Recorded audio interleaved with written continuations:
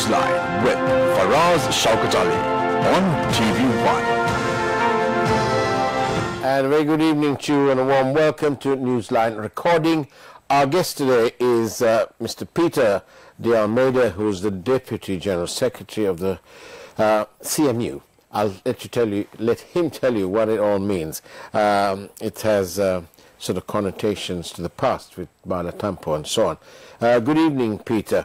Welcome to the program. Do tell us the full name of CMU. Good evening, Faraz, and thank you for inviting me to be on your show. The CMU now stands for the Ceylon Mercantile, Industrial and General Workers Union. Right. Earlier it was known as CMU, so everyone knows it as CMU, so we still use the acronym CMU. Thank you. Yeah. You were pretty vociferous involved in the Aragalaya. We saw you in all sorts of places. Will the change happen? Yes, firstly, I was, since you said I was in all sorts of places, I thought I'll put some focus on this. Yeah. So I got involved in two groups. One was the Artists of the People's Movement, yeah, and the other was the IT Professionals for the People.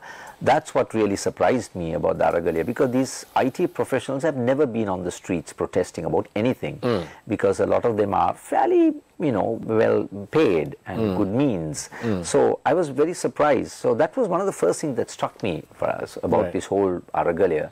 And what did you think they were there for? Why did you think that people who seemed to be well off were actually on there? So you see two things. One is they were directly affected because there was no power. Right. So they couldn't work even from home. So there was a direct impact on their work.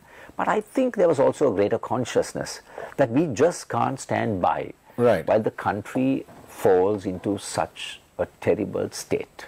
Right. So because that's why they came out and demonstrated, and even in their slogans, they talked about whose country? Our country. There was that kind of, we just cannot stand idly by while the country falls, and we need to be there to, be a part of the movement.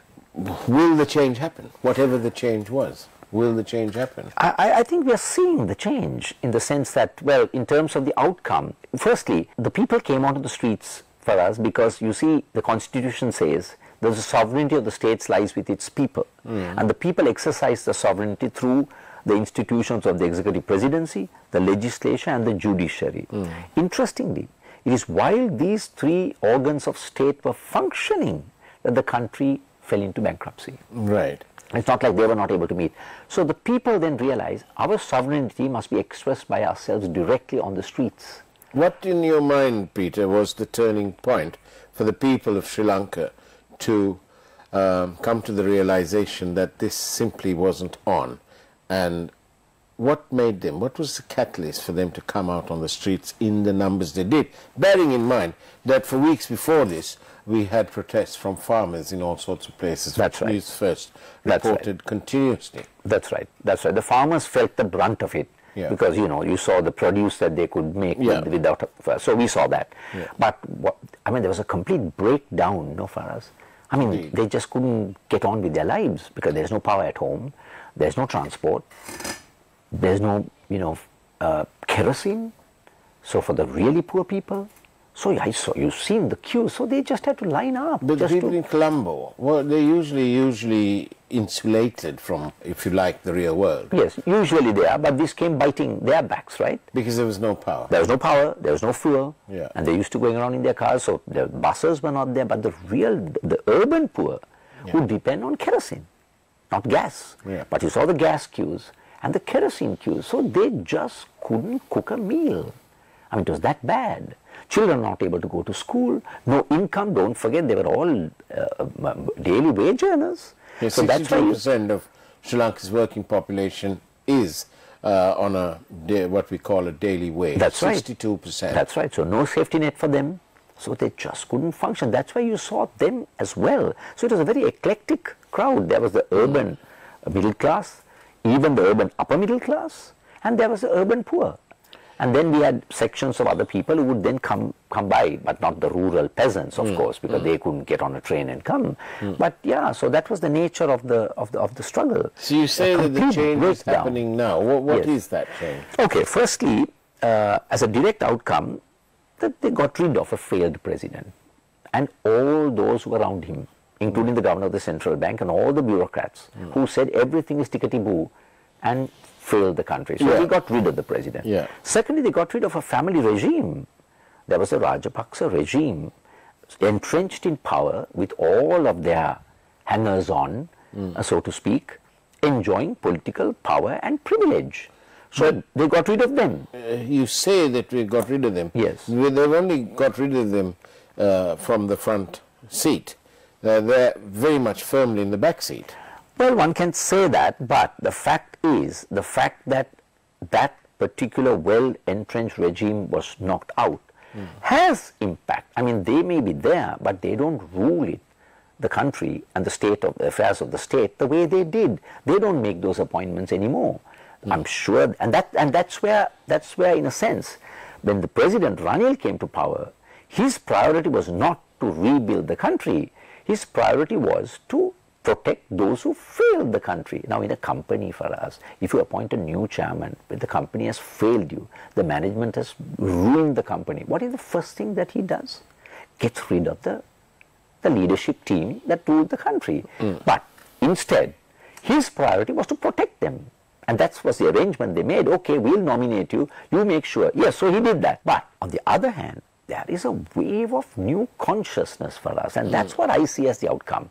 You see, there's a greater consciousness among our people that we can't, sit idly by. For example, now the Anti-Terrorism Law. You see, the Prevention of Terrorism Act was brought in 1979. Very few spoke against it. Well, one was because it was used against the Tamil people, so the Sinhala people couldn't care two hoots about that. But even otherwise, when they kept extending it and used it against Sinhala people and journalists and so on, there were very little protest.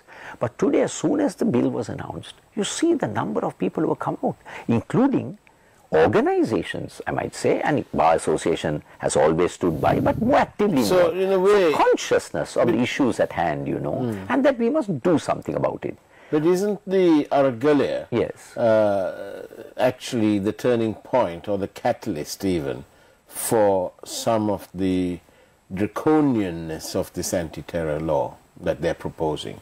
It's actually meant to surpass, to supersede the PTA. Yes. But according to opinion after opinion expressed on our network, on Newsfirst, various programs, many experts opine that actually the anti-terror bill is far more draconian than the PTA. Yes.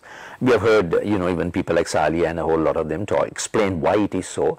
But the reason, you see, the question people have to ask themselves is, why are we bringing this law now? Now, the preamble states, the sovereignty of the state and its territorial integrity and all blah, blah, blah, is threatened by terrorism. My point is, the sovereignty of the state today, what is our sovereignty today? We are walking around like beggars with a begging bowl, going from country to country, from creditor to creditor, asking them for handouts. I mean, we don't have a dignity of a state. Where is our sovereignty? Now, the sovereignty was not undermined by terrorism right now. It's by a failed government and largely corruption. So, if the president is really keen to protect the sovereignty of Sri Lanka, the first thing he would do is to make sure corruption is wiped out. Now, you remember the Japanese ambassador said that a minister had asked for a bribe. You remember that? Yes, of course. Yes. Yeah. And I think it was Taisei. And what did they do? Gotabaya had suspended the minister for a while. The current president, Ranil Wickremesinghe, came, appointed a commission, and the commission said there's no such thing. In other words, they were saying that the Japanese ambassador lied. And a slap on the face of the Japanese government. And the Japanese culture, they don't really express themselves. They bide their time. And what did they do? When the president some months later went to parliament and said the Japanese government has agreed to call all our creditors to the same table, because they're not at the same table. Within an hour, Faraz, within an hour, the Japanese government said we have no such plans. That must be their wishful thinking. You see how the Japanese government got back to us? You see, so that's why when people say that this president has great international, connections and stature, I mean, look at that example. I mean, we were ridiculed, no? The president of the country, within an hour the Japanese government says, so my point is, the sovereignty of the state is not threatened by terrorism. It's threatened by what has happened economically. So why bring this law? The real reason is that there is going to be tremendous difficulty for the working people and others of this country. Now for us, I'm in the trade union movement. They're negotiating collective agreements. Do you know that the starting basic salary for some of the large companies is 20,000 rupees? Now we worked out, you'd see nominal wage and real wage. The real wage of a nominal wage of 20,000 is 6,000 rupees because there was a 70% inflation last year. According to central bank figures, according to Steve Hanker, applied economics, professor of applied economics in Johns Hopkins University, he says it's 130%. So the people just can't pull their lives together. Look at our medical health care. Recently, one of my relatives, went to the Kurnagal hospital for a bypass. Now 6 months, no bypass, 90% block. He can drop dead anytime. Went to the hospital, 8 types of drugs, not a single drug was available in the hospital. He has to go and fill that prescription outside. Where is the money? So there is going to be a huge reaction to this. That is why the anti-terror bill has been brought now to protest any form of democratic action. And look at the way they have drafted it. Very broad definition of terrorism, very loose use of, intention. If the intention is to prevent the government from functioning, which could mean anything, disturbance to essential service, anything could be declared essential. You see the ambit, the whole area. So is this all to sort of preclude people coming back onto the streets? Absolutely. In a rerun of Aragalaya? Absolutely. The problems persist. Now coming to our debt for us, there's these people talking about, there's a sense of stability. How? They don't get it.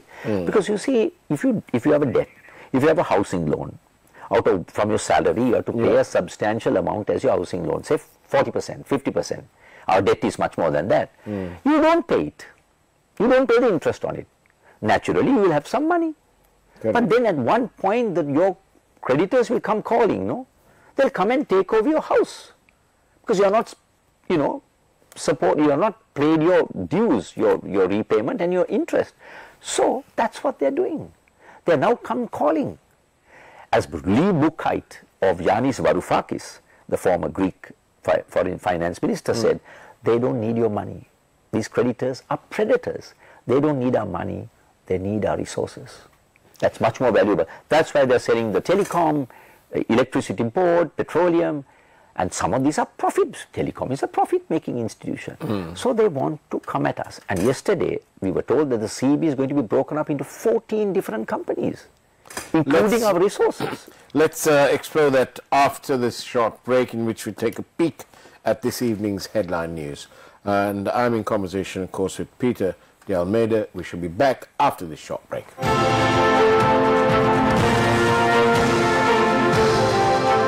Newsfirst, Newsline with Faraz Shaukat Ali on TV1.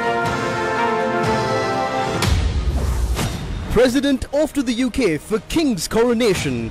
Shehan Singh and Premita Bandara appointed as acting ministers. University teachers have decided to take part in the advanced level paper marking process, but warn the struggle is far from over.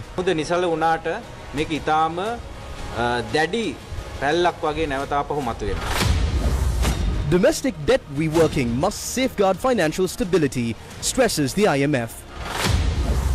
Foreign fuel suppliers to enter local market in a month. Discussions underway on plans to allocate 450 fuel stations. Surgeries at the Balangoda base hospital stalled due to shortage of doctors. Patients severely inconvenienced. Is Basil Rajapaksa the leader of the SLPP? දස දහසක් ජනයා ඉදිරි බෙර ගහලා හග්ගෙඩි පිඹල ජය ගෝසා මැදේ අපේ ශ්‍රී ලංකා පොදු ජන පෙරමුණ නායකත්වය එළියට අරගෙන ආවා. Zelensky says he expects Putin to face war crimes when Ukraine wins the war.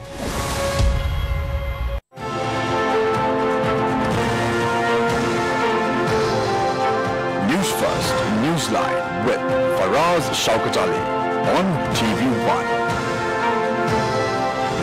And welcome back to Newsline recording, actually, with Peter D Almeida, the Deputy General Secretary of what is popularly known as CMU.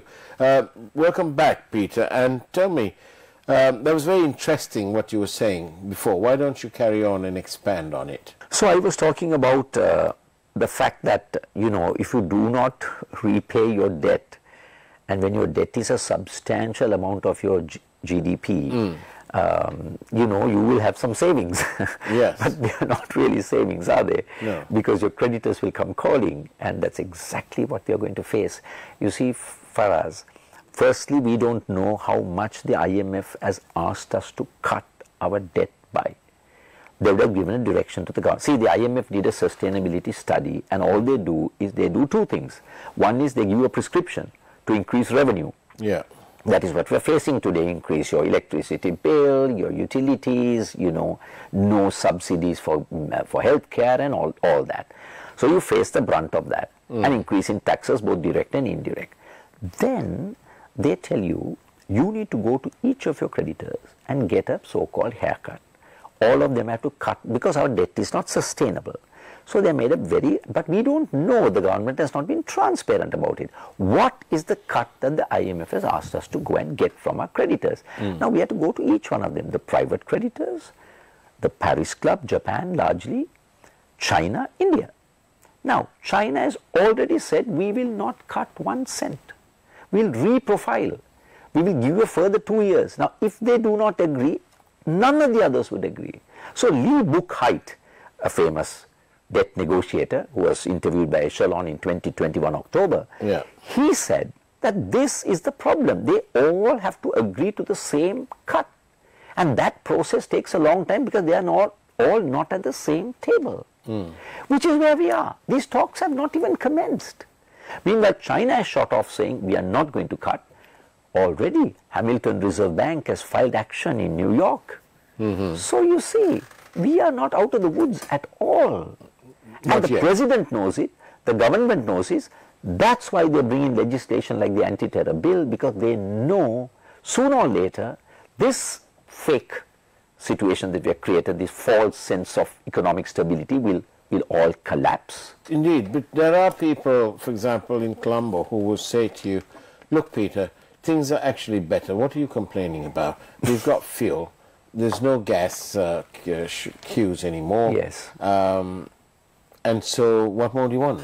Sure, good question. So for them, that's all they need. That's fine. Yeah. But I explain, workers, I told you, I mean, these are large companies for us that pay them starvation wage.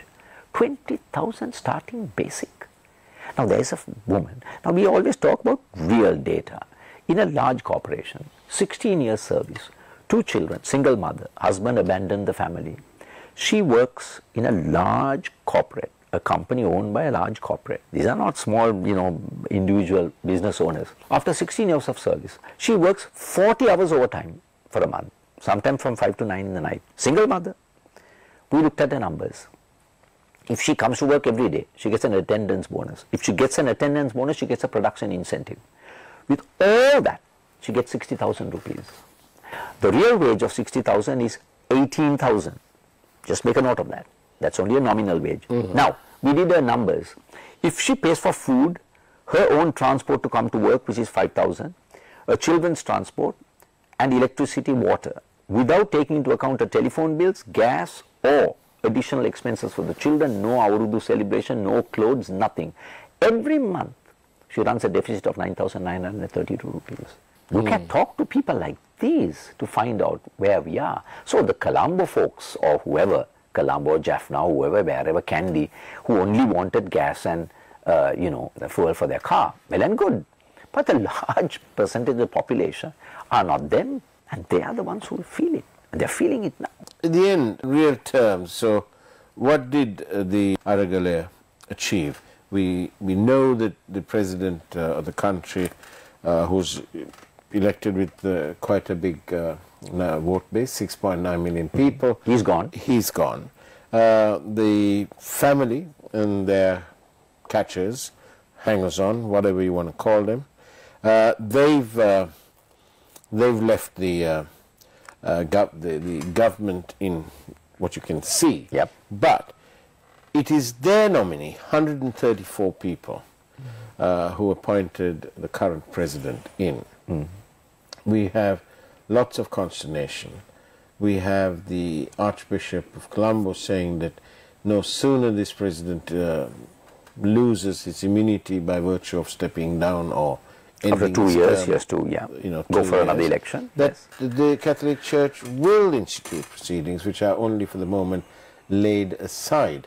So we have all that. Yes. But have the Rajapaksas, this family, have they actually given up real power?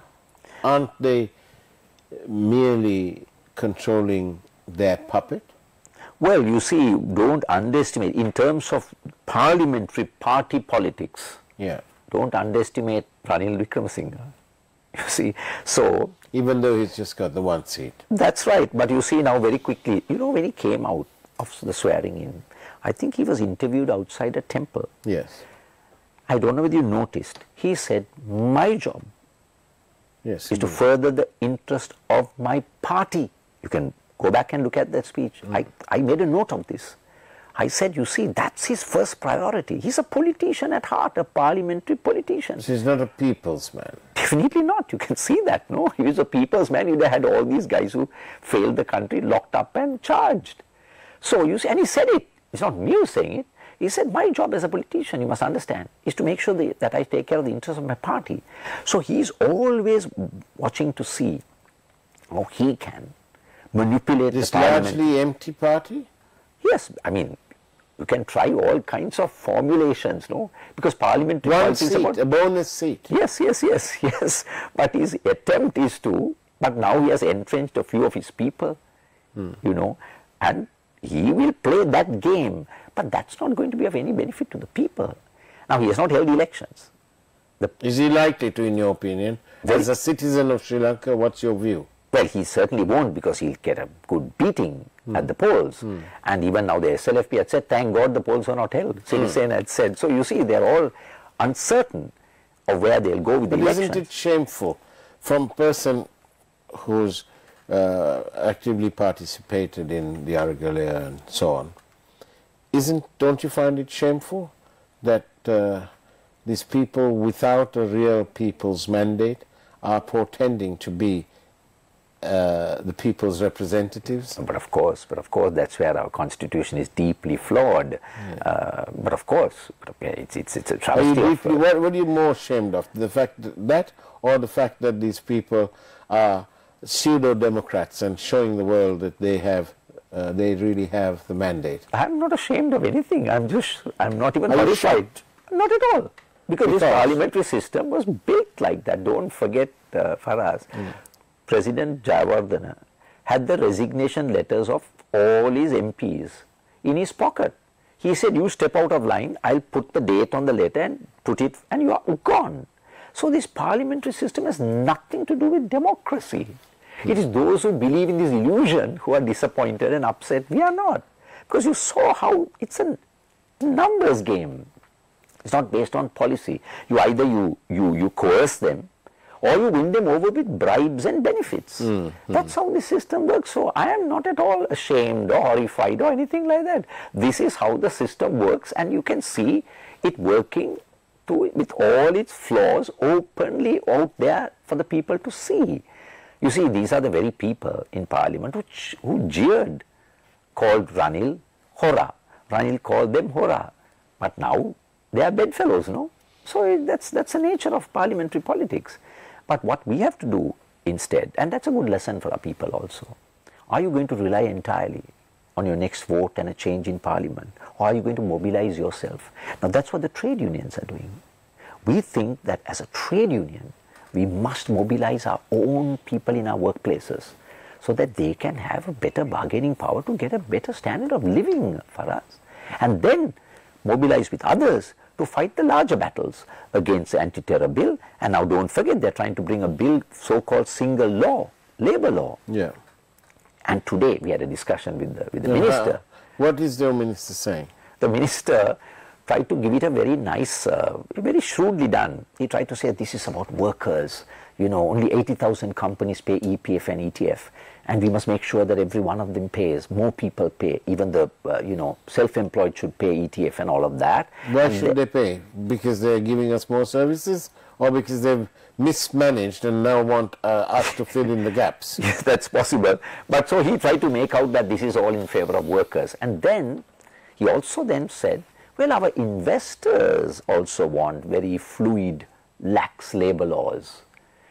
And then he was followed by the CEO of the Employees Federation. He didn't make any bones about it. He said the first thing we want change is the Termination of Employment Act, which gives protection for workers to be not summarily dismissed, hire and fire. Why would they need that? Now I say a good company, and today we need investment from progressive companies for us, not the the lowest of the rung of investors who come only for our cheap labor. That's not our competitive advantage. So it's like our tourism.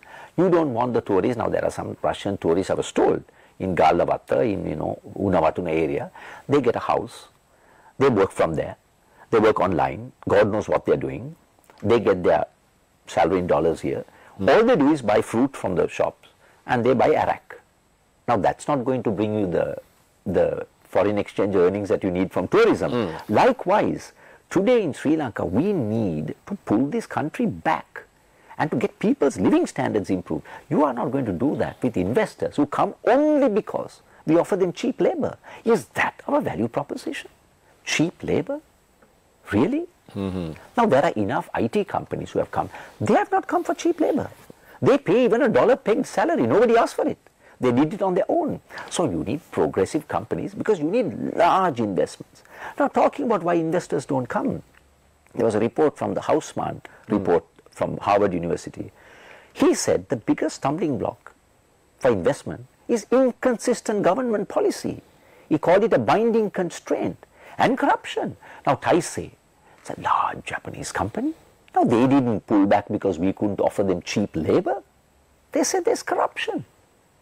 And interestingly, the ease of doing business, the World Bank index, does not have labor as any of its top criteria for investment. You see, so, we are going down the wrong path. Will this change happen? Yes, it has to. Otherwise, we're going to face a country that's going to lose millions of its people. We're already losing people. The best of our resources we need to rebuild are leaving, and the others are going to face dire economic difficulty. Peter D Almeida, thank you very much for being on Newsline Recording. Thank you very much. Thank for you. your time. And that is the way it was on Newsline Recording this evening with Peter D Almeida. It's now time for the primetime news. Take care, have a great evening, and God bless you all.